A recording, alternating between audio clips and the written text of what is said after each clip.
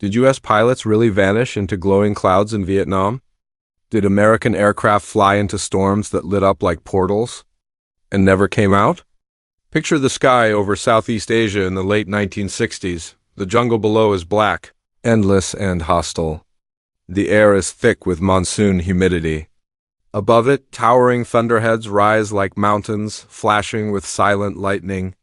Pilots called them the anvils. They were bigger than anything most of these men had ever seen. And on certain nights, crews reported something stranger. Clouds that didn't just glow with lightning, but seemed to shine from within. A pale, eerie light that made the cockpit glass look ghost blue. Here's the part that pulls you in tight. During the Vietnam War, the U.S. Air Force ran a real secret weather modification program, Operation Popeye, trying to make storms stronger and longer to sabotage supply routes. It flew from 1967 to 1972. That's not rumor, it's documented history. So now the question turns sharp. If the U.S. was literally messing with clouds over Vietnam, what happens when pilots meet a storm that is no longer natural? On some missions, radios cut out inside those glowing walls. Wingmen watched aircraft enter the cloud bank and never saw them emerge. No explosion, no parachutes, just a sudden empty patch of sky where a plane used to be, and the most haunting part is this. One specific night, one specific flight left behind a witness statement that has never been fully explained. And it leads straight into our story. Monsoon sky, the air above Vietnam was never truly still. It breathed, twisted, roared alive in a way that unsettled even the most hardened pilots. It was 1968. And for the men flying over the jungles of Southeast Asia, the war wasn't just about bullets or bombs. The real enemy was the sky itself. It shifted without warning, boiling with heat and electricity, as if angry at what humans were doing below. From the ground, the monsoon clouds looked majestic, towering white columns stretching miles high. But from the cockpit, they were monsters. You could watch one rise out of nowhere, its top flattening like an anvil, lightning crawling through its heart. The pilots called them walls, because that's exactly what they were, something you hit, not something you flew through. When the season came, Vietnam was swallowed by storms. The humidity was so thick it felt like flying through soup. Pilots joked that their instruments were sweating as much as they were. Every mission began with that same silent prayer. Let the weather hold, but the weather didn't care. Night operations were the worst. The jungle below vanished into blackness, and the only light came from sudden bursts of lightning that turned the clouds into floating fire. The radio crackled, constantly static, orders, distant voices lost in interference. And always, in the distance, those glowing clouds. At first, no one paid attention. Storms glowed all the time, right? Lightning trapped inside could make the whole mass look alive, like a breathing lantern. But this glow, this one was different. It wasn't pulsing with flashes. It was steady, soft, blue-white, constant. Lieutenant James Hawk Halperin saw it first. He was leading a two-plane reconnaissance flight north of Da Nang. His wingmen, Captain Wayne Cooper, flew tight on his right. Below them, endless forest. Above, a churning ceiling of cloud. They'd already skirted 2 storm cells that night, but fuel was low. And Halperin decided to cut through a third one that looked manageable on radar, except it wasn't. Looks like daylight in there. Cooper's voice came over the radio. Half joking, Halperin didn't answer. He was staring straight ahead, where the storm glowed like something alive. Lightning wasn't flashing, it was breathing. The light shimmered, thick and smooth like the inside of a pearl. Ghost light, Cooper muttered. Halperin angled in. The edges of the cloud curled like smoke, and static began crawling across his headset. The altimeter wavered, the compass needle jittered. His stomach dropped. "Coop, you still with me?" A crackle. Then silence. Halperin's radar showed 2 blips, his and Cooper's, until one blinked out. Just gone. He tried to pull out, but the turbulence hit hard, shaking the jet like a toy. Lightning exploded all around him, white against black. For a few seconds, everything went dead. No instruments, no radio, no light, just the sound of his breathing. Then suddenly he was through. The sky cleared. Stars reappeared, but the second plane was gone. No distress call. No explosion. No wreckage. Just empty air. Search teams combed the jungle for days. They found nothing, not a wing, not a shred of metal, not a trace of fuel on the river. The official report listed it as lost during weather event. Unofficially, the story spread through the base like wildfire. Pilots called it the vanishing cloud. At first, command dismissed it. But then, similar reports began surfacing from other wings, American, Australian, even South Vietnamese. Crews described flying near self-lit clouds that swallowed light and sound. One said the glow made his instruments sing. Another swore the static felt like whispering voices. No one wanted to sound crazy, so they kept quiet. But fear seeped in. The hangars filled with half-jokes, nervous laughter, and unspoken dread. Men who had flown through hell and back now flinched at the sight of glowing storms. The veterans knew better than to dismiss it as superstition. The monsoon skies above Vietnam were full of things science couldn't predict. Lightning that rose upward instead of down. Ball-shaped plasma that floated through the air. Even jets that vanished into weather so violent it erased every trace. Sometimes, the sky gave nothing back. What no one outside the circle knew was that, at the same time, the U.S. Air Force was running secret weather modification missions, cloud seeding operations, meant to create heavier rains and bog down enemy supply routes. The program had a name, Operation Popeye. The pilots flying those missions were told almost nothing. Just where to go, when to release the flares, and how to file the weather reports afterward. But some of those same men began noticing strange things, storms behaving like they had intelligence, spreading wider than forecast, flashing with light even after electrical activity should have died out. No one dared to connect the dots. Not then. Months after Cooper's disappearance, Halperin was transferred. He never spoke publicly about that night, but before leaving he told a mechanic it wasn't lightning that took him. The mechanic asked what he meant. Halperin just shook his head. The light was too calm, he said. It looked like it wanted him. That single sentence passed between squadrons like folklore. Pilots started calling the phenomenon the hungry sky. And even decades later, some of them swore they could still see that pale glow when thunderstorms rolled across the horizon, for those who flew in it. The war in Vietnam never ended when they landed. It stayed in the clouds, waiting. Because sometimes the sky itself remembers, and the night Captain Cooper vanished was only the beginning. The glowing cloud reports it began with whispers, stories exchanged in ready rooms, where men sat half-drenched in sweat and adrenaline, tracing flight paths with trembling fingers on maps that already smelled like rain. You heard about the one near the Mekong? Someone would ask. The one that lit up like a flare from inside? Another would shake his head, trying to laugh. But the laughter always died before it reached the teeth. The first written report came from a pilot, named Lieutenant James Hawk Halperin, 12th Tactical Recon Squadron, flying night recon north of Da Nang. The mission log was routine. Visual confirmation of truck movement along Route 912. Standard flight altitude, two-ship formation. But in his debrief, Halperin mentioned something that didn't belong in a military report.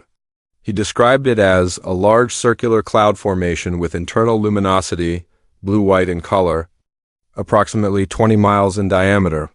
He emphasized the glow was constant, not lightning, and that the second aircraft, flown by Captain Wayne Cooper, entered the edge of it at 2:30 hours. Cooper's plane vanished. No radar echo. No distress call. No secondary explosion. Just gone. Search teams found nothing. Not wreckage. Not oil slicks. Not even a single floating cushion on the river. The next morning, Halperin's tone in the barracks was quiet, almost pleading. It wasn't a normal storm, he told the squadron commander. It looked alive. When word reached intelligence command, they dismissed it as electrical discharge. A natural effect of tropical convection, they said, St. Elmo's fire on steroids. But Halperin's report wasn't alone for long. Within weeks, other pilots, from different wings, started noting similar glows in their flight diaries. One described it as phosphorescent haze. Another, flying a C-130 transport, swore the clouds shimmered like aurora lights. By late 1968, the term ghost clouds had unofficially entered hangar slang. Crews joked about it the way soldiers joke about death, loudly, nervously, and never twice, but behind the jokes was unease. Because the disappearances began lining up. Always the same pattern: dense weather, strange light, and total silence. One evening, an operations officer in Korat, Thailand, noticed something uncanny. He pinned red dots on a mission map, each representing an aircraft, lost without clear cause, and realized several of them formed a loose arc over Laos. It wasn't perfect, but it traced an invisible corridor where weather and mystery seemed to meet. He called it coincidence. Still, he folded the map and locked it in a drawer. Then came the flight of Major Ernest Talbot. It was late April 1969, a humid night heavy with static. Talbot led a small strike team toward the Ho Chi Minh Trail, dodging scattered thunderheads. His wingman, Lieutenant Reyes, later recalled hearing him mutter over the radio, "You seeing that glow ahead?" Reyes thought he meant lightning. But Talbot's tone had changed. Tight, uncertain. Reyes looked out and saw it too. Not flashes. A steady wash of light bleeding through a single cloud bank like a lantern behind gauze. Talbot's voice came again, quieter. "Looks like daylight in there." He entered the formation. The glow grew stronger. His instruments began flickering. Compass needles trembled. Altimeter spun. Reyes tried to follow, but static filled the radio sharp, biting like someone scraping metal against glass. Then Talbot's blip on radar blinked and vanished. Reyes pulled out, circling the area, calling again and again until fuel forced him home. The search started at dawn, but the jungle below was a green ocean, impossible to read. Days later, they found nothing but silence. Talbot's wife received the telegram the following week. Missing in action? The official record never mentioned the glow. Months passed. Pilots stopped writing about the phenomenon. Some out of superstition, others because command discouraged unverified anomalies. Yet the stories didn't die, they changed shape. One version claimed a gunship had flown through the same area and emerged with its aluminum skin scorched, as if exposed to intense heat but with no sign of fire.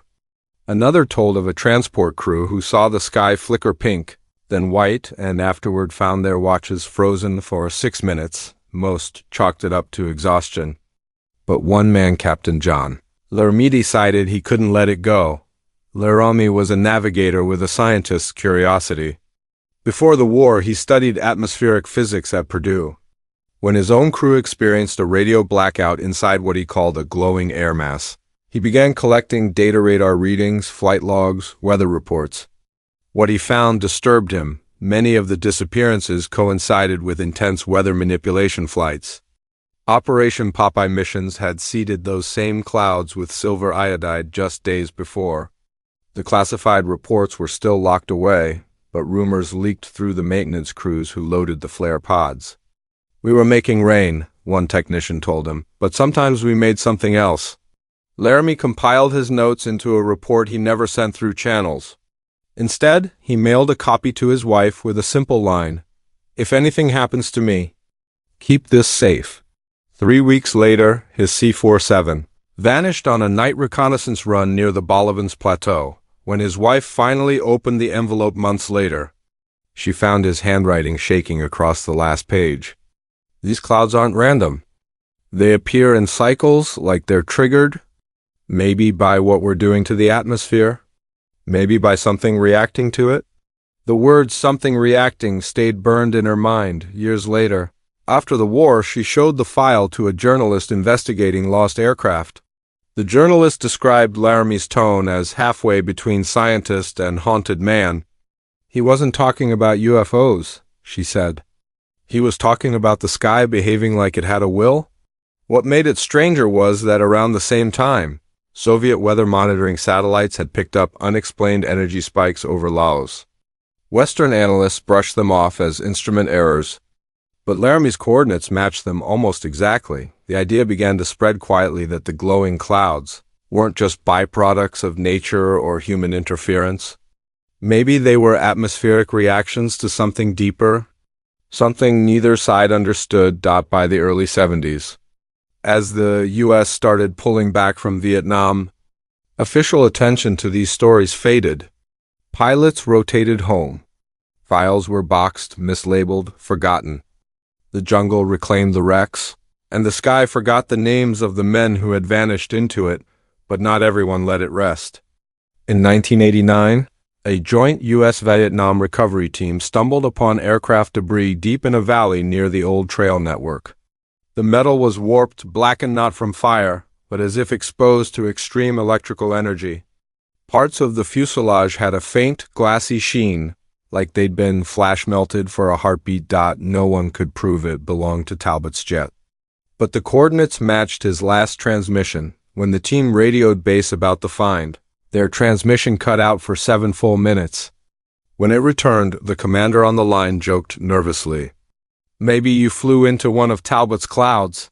The laughter afterward sounded forced, hollow.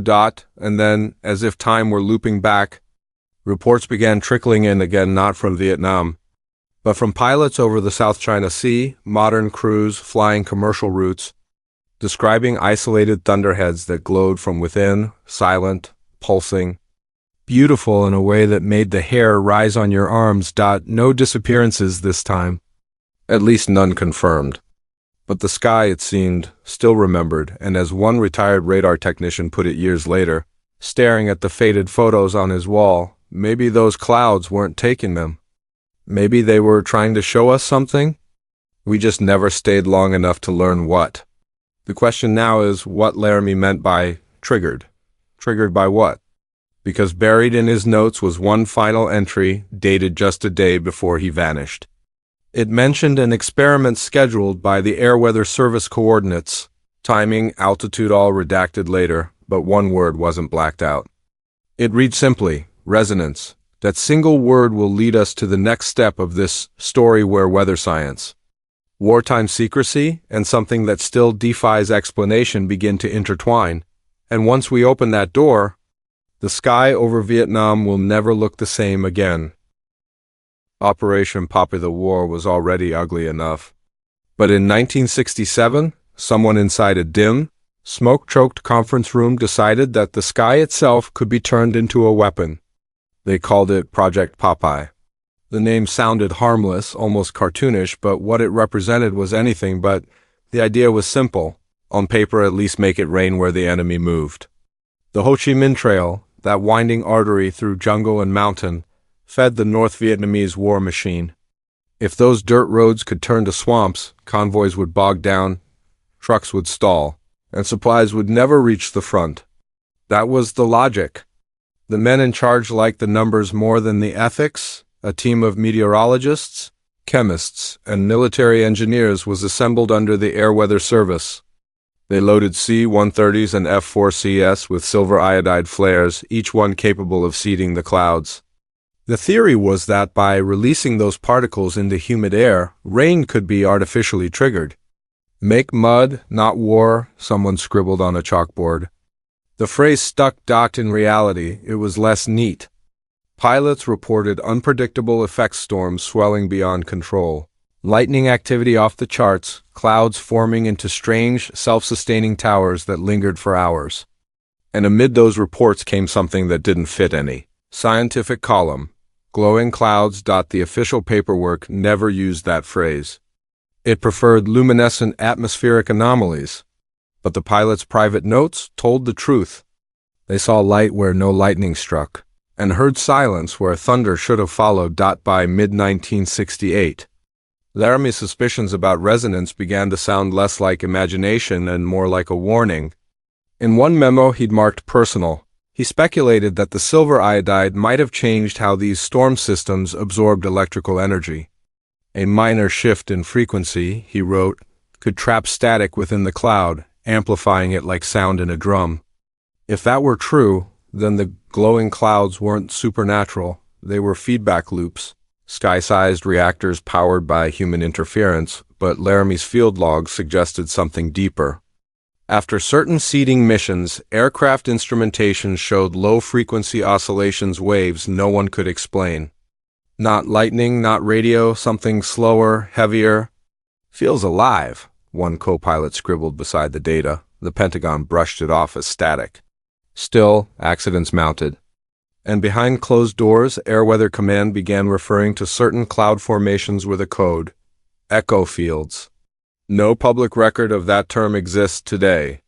But a declassified budget note in 1974 listed an unexplained line item, atmospheric resonance research, terminated following field anomalies. The last ECHO mission took place over southern Laos. March 1971, Captain Samuel J. Briggs was leading a modified 100 to 130 on a standard seating run. The flight plan cut directly through the same coordinates where Talbot's squadron had vanished 2 years earlier. Briggs was experienced, confident, the kind of man who whistled during turbulence. The onboard recorder later captured his last words, cloud wall forming fast. Glow at 12 o'clock. Looks like, and then static dot. When the cloud cleared, there was nothing. Not a trace. The search lasted 2 weeks. They found fragments of a wing 20 miles off course, edges fused into glass. The metallurgical analysis came back inconclusive. Temperature damage was too extreme to have been caused by lightning. But the report's conclusion remained cautious. Possible result of fuel explosion. Even.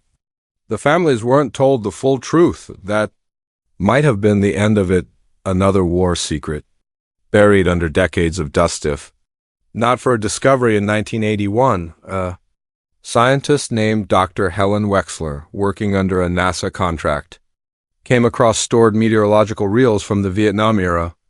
They were black and white film loops of radar returns. She noticed something odd. In 3 separate sequences dated 1969, 1970, and 1971, the radar showed circular formations with concentric rings pulsing outward like ripples in water. They were too symmetrical, too rhythmic. She checked the coordinates. Every one of them matched known Popeye operations when she published a small paper proposing that high-energy, atmospheric feedback might have occurred due to cloud seeding. Her funding quietly disappeared. Wexler later admitted to friends that an Air Force officer visited her lab and asked her to hand over the original reels. She did. They were never seen again, but she'd kept copies grainy partial. On them, the clouds looked like throbbing white halos expanding and contracting in perfect tempo. No natural storm behaves that way, and in her margin notes, written in trembling script, she underlined one phrase, echo frequency, matches recorded cockpit interference. That phrase echo frequency links back to Laramie's resonance. Whatever was happening in those skies, it was repeating at a measurable rhythm. It wasn't random. It wasn't just weather. It was something vibrating, humming, alive with its own energy. Decades later, when veterans met for reunions, the subject still came up between beers and uneasy laughter. They'd talk about radar screens that flickered like heartbeats, about their hair standing on end inside the cockpit, about the way the clouds sometimes seemed to breathe. One mechanic, old now, once told a journalist, "We were touching something we didn't understand." You ever feel air watching you? He wasn't joking. By the mid-70s, Operation Popeye was finally exposed to the public. Newspapers ran headlines about America's rainmaking war. The outrage lasted weeks. Congress held hearings, the Secretary of Defense issued denials. And the world moved on, but no one ever addressed the disappearances that clustered near those flights, and then came a strange echo from a new war. In 1991, during the Gulf War, American pilots reported luminous clouds over the desert silent. Spherical, pulsing faintly. The Air Force called them electrostatic discharges, but the description matched Vietnam's ghost clouds almost perfectly. Only this time, radar data captured something chilling. The glow emitted a low frequency, detectable on multiple bands. The signal resembled one found on old Vietnam recordings. That discovery never reached the press. But within the classified science division, it sparked a question that even the most hardened analysts struggled to dismiss. What if those resonance patterns weren't just electrical accidents? What if the storms themselves had been changed permanently, rewritten by decades of interference? The same weather systems that covered Vietnam drifted eastward across the Pacific every year. Storms migrate, evolve, merge. What if those altered clouds carried traces of that resonance still pulsing through them like a heartbeat that never stopped? Some say it's poetic nonsense. But Wexler's last interview before her death left one line that never stopped haunting her. Colleagues, once you teach the sky to sing, you can't make it forget the song. There are moments in history where science crosses an invisible threshold, when a discovery becomes something else, something that looks back. Maybe that's what happened over Vietnam. Maybe those glowing clouds weren't just storms. Maybe they were the first echoes of something new born out of human arrogance and war. And now, half a century later, commercial satellites still catch flashes over the same region perfectly round, pulsing once, twice, then fading into darkness. When asked about them, modern meteorologists shrug. Lightning anomalies, they say. Artifacts. But some old men still whisper another name, the one their flight logs never printed. The one spoken only over drinks or in dreams. Echo fields. And if you look up satellite data from last year, you'll find one recorded right over Laos. The same coordinates as Briggs, Talbot, Laramie. Whatever happened up there hasn't stopped. It's waiting. And in the next chapter, we'll follow the last man who dared to fly through one of those echoes and what he brought back before the storm took him. What really happened up there? It begins with a tape. In 1996, a retired Air Force technician named Paul Renner was cleaning out a forgotten storage room at the Air Weather Archives in Asheville, North Carolina. Inside one of the steel cabinets, sealed in a rusted film canister, he found a reel marked only with 2 words, Flight Echo. The label was half peeled, the ink faded. He almost threw it away until he saw the date. March 1971, the same month Captain Samuel Briggs' aircraft disappeared. Renner threaded the reel into an old playback machine. The film was grainy, almost snowblind, filled with static bursts. But beneath the noise, a cockpit voice could still be heard. Briggs' call sign, his coordinates, the low hum of engines. The footage ran for 5 minutes. Then a light bloomed across the screen, washing everything in white. It wasn't lightning. It was steady, almost pulsing. The cockpit sound distorted, stretched until words melted into echo.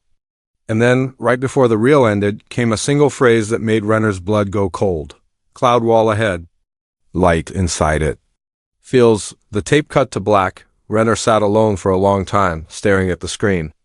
He later said the silence that followed was heavier than the film itself, as if something inside that recording had stared back when he sent a request to confirm the file.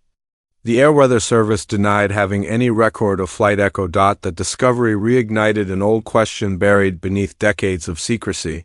What really happened up there? To find the truth, you have to follow 2 paths, one scientific, one human.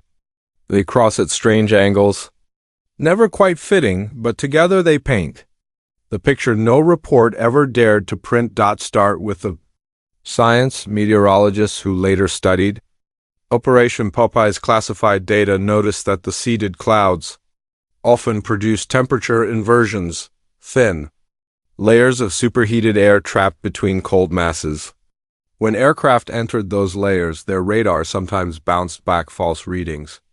That could create the illusion of multiple echoes or none at all. A jet might vanish from radar not because it was gone, but because it was flying through a pocket of distorted return. That could explain why Briggs, Talbot, and others disappeared from the screen in an instant. The radio static? Another byproduct of intense electrical charge between the seeded clouds, but there's a problem, even if radar lied. It doesn't explain what the pilots saw with their own eyes, the steady glow, the humming silence, the sense of presence, and it doesn't explain why some aircraft were found miles from their last known heading, as if dragged by unseen currents. One declassified research memo from 1973, labeled Atmospheric Resonance Effects, describes tests showing that large-scale electrical activity in storm systems could create magnetic interference strong enough to disrupt gyroscopic instruments. In other words, the very tools that told pilots which way was up might have been tricked by the storm itself, inside a glowing, resonant cloud. A pilot could think he was level while diving toward the ground at hundreds of miles an hour. So maybe that's the answer. Maybe all of it was tragic physics, no mystery. Just chaos disguised as wonder. But then came something no science paper could account for. In 2003. A joint recovery team operating in central Laos uncovered fragments of an aircraft wing buried beneath layers of jungle soil. The identification plates matched Captain Briggs C-130. The discovery was expected. What wasn't expected was what they found embedded in the metal. The edges were fused into shapes that looked organic, melted curves and ridges, as if the metal had been liquefied mid-air, then refrozen. Lab tests revealed traces of ionization well beyond known lightning parameters. The intensity required to cause that damage should have vaporized the aircraft entirely. Yet parts of it were intact, and strangest of all, the surface carried faint magnetic polarity like a compass, frozen in multiple directions at once. It was as though the plane had flown through a field that bent the rules of magnetism itself. When the news reached Renner, he couldn't sleep. He told a journalist later, "It was like the sky had swallowed them, chewed, and then decided halfway through to spit some back." That metaphor haunted everyone who read it. As investigations reopened quietly under classified review, another layer began to emerge, an uncomfortable one. Several veterans who had flown Popeye missions reported seeing unmarked aircraft shadowing their paths. No insignia. No transponders. The pilots would flash lights and then vanish into clouds. At the time, they assumed it was American reconnaissance. But in later interviews, some began to suspect otherwise. One said, "They weren't ours. They moved different. Too slow to be jets, too quiet to be props." Theories spiraled: foreign tech, experimental weather drones, maybe even surveillance craft from rival powers. Yet the timing of these appearances matched the most intense. Weather modification flights? Could another force have been studying what the Americans unleashed? Or worse, interfering? By 2008, a former CIA meteorological analyst named Morris Kane came forward in a private interview, claiming that Soviet weather satellites had reported radiative distortions over lows during the late 1960s, distortions that might have indicated high-energy experiments in the upper atmosphere. Kane believed that both sides were experimenting in the same skies, unaware they were overlapping frequencies. If you strike the same chord from two sides of the world, he said, the vibration meets in the middle. Maybe that's what those pilots flew into, a resonance born from conflict itself. The idea sounded poetic. Until data surfaced showing that American and Soviet seeding experiments sometimes aligned on the same nights. If that's true, then the glowing clouds might not have been supernatural at all. They were interference patterns, energy fields where the atmosphere itself became an amplifier. But even that explanation doesn't close the case, because when Renner's film reel was analyzed using modern software, a faint audio signal appeared underneath the static, a rhythmic pulse repeating every 8 seconds. The frequency was exactly 7.83 Hz. Scientists recognized that as the Schumann resonance, the natural electromagnetic heartbeat of the Earth, which means whatever happened inside those clouds wasn't isolated. It was synchronized with the planet's own frequency. Was it coincidence? Or had the human manipulation of weather somehow tapped into something older, deeper, more sentient than anyone imagined? That question lingered over every debriefing, every recovered scrap, every hushed conversation. And then came a final account. From a pilot who lived to tell his story. In 1972, Captain Michael Ainsworth was flying supply escort out of Nakhon Phanom when his radar lit up with an impossible reading, an object hovering stationary within a storm cell. Against orders, he turned toward it. He described the cloud as breathing light. Blue from a distance, golden up close. As he entered, static filled the cockpit, instruments spinning, and then nothing. He remembered silence. Not quiet absence. Like sound itself had stepped away. His controls locked, his body weightless, as if time had stopped. When the aircraft reappeared on radar 5 minutes later, it was 60 miles off course. He landed shaken, disoriented, and when engineers examined his altimeter, the readings were reversed as if the needle had moved backward. Through time. His flight data recorder was blank for precisely 5 minutes. He never flew again. Years later, Ainsworth wrote in a private journal that those 5 minutes felt like standing inside a thought that wasn't mine. That's where the known record ends. The glowing clouds have never been officially explained, never publicly acknowledged. Some call them electromagnetic storms. Some call them echoes of human arrogance. Others whisper that they were something else, entirely something that used the chaos of war to reveal itself. The only certainty is this: the skies over Vietnam didn't just take men. They took their answers too. And in the final chapter, one last recovered transmission buried and forgotten. Archives may finally tell us what those pilots saw before the clouds closed forever.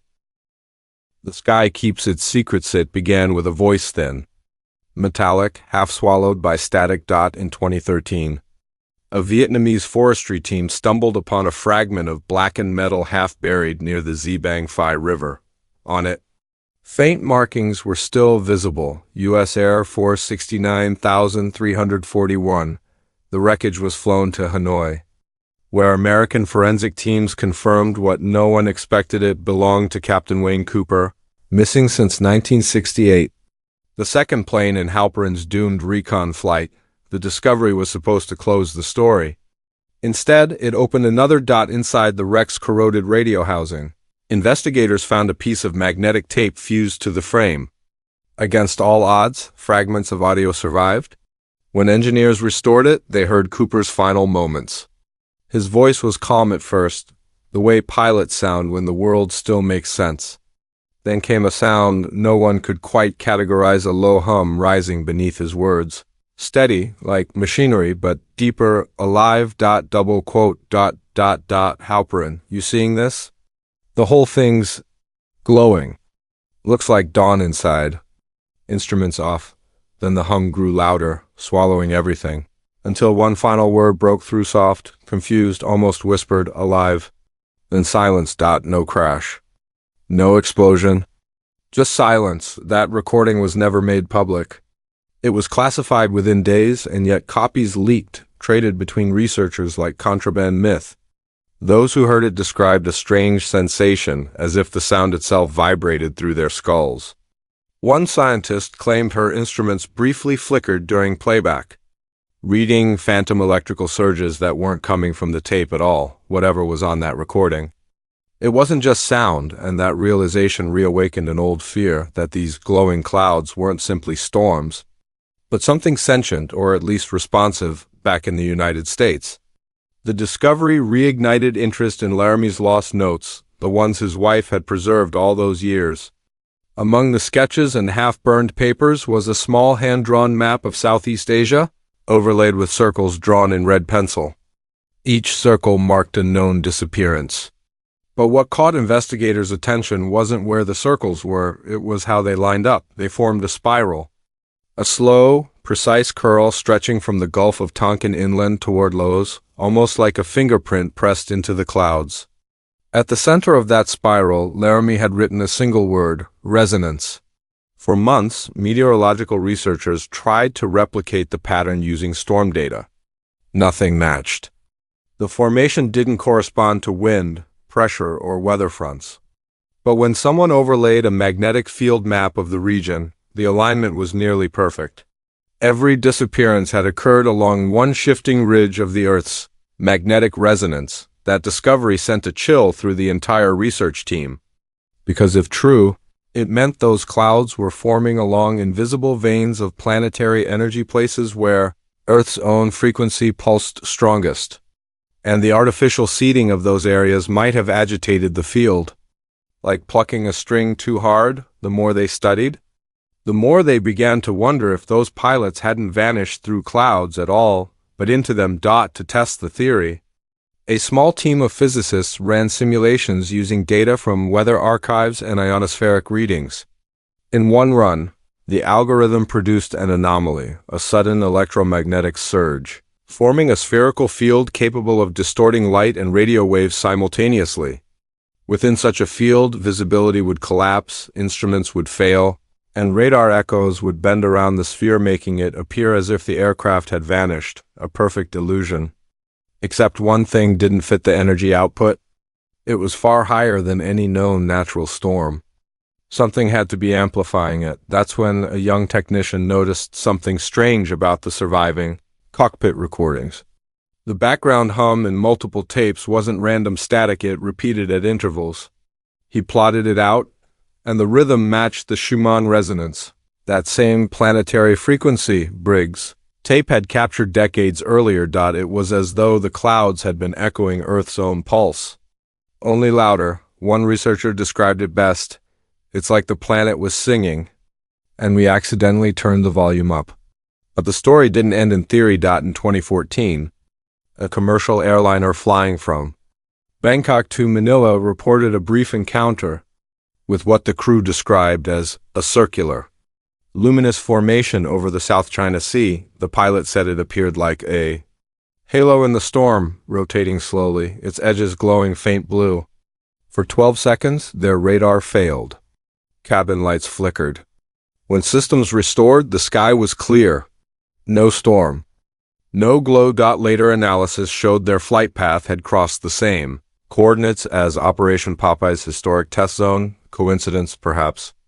But it felt like the past had found a way to speak again. Historians tried to bury it, labeling it a technical malfunction. But weather satellites captured faint electromagnetic spikes, that night traces of resonance, identical to those measured during the Vietnam missions nearly half a century earlier. The old spiral was still there, and this is where everything begins to blur between science and myth. Some believe those clouds are natural energy systems, born when human interference disrupted magnetic equilibrium. Others whisper darker theories that something intelligent used the storms as camouflage, studying us as we studied it. The idea sounds absurd until you remember Cooper's last word. Alive. No one can prove what he meant. But one detail always haunts the skeptics. When engineers examined his recovered radio casing, they discovered microscopic scoring across the inner aluminum surface, hundreds of parallel lines, perfectly straight, etched by something that emitted heat and precision far beyond any crash or fire. Under magnification, the pattern wasn't random. It repeated a geometric shape, a spiral, just like Laramie's map. That coincidence should have meant nothing. But for those who'd seen the pattern before, it felt like a message repeating through time. Across metal and cloud and memory, one night, Renner, the technician who had found the flight echo real, years earlier called a friend and said he'd been reviewing newer data from NASA's of their satellites. He sounded shaken. "They're back," he said. "Same coordinates. Same frequency." That was the last call he ever made. Renner died of heart failure 2 days later. When his apartment was cleared, the hard drive containing the satellite data was missing. Some said he'd grown paranoid. Others believed he'd stumbled onto something he wasn't supposed to. The truth lies somewhere between the two, where every mystery lives. Half light, half shadow, because to this day, pilots over that region still report occasional radar ghosts. Circular returns that appear for seconds, then vanish. No aircraft. No storm. Just silence. And sometimes, rarely, they describe a faint luminescence in the night sky, a pale blue shimmer that moves as if breathing. Maybe it's nothing. Maybe it's just weather, or maybe when you alter the heartbeat of the planet eventually starts to whisper back. The sky over Vietnam never gave up its dead.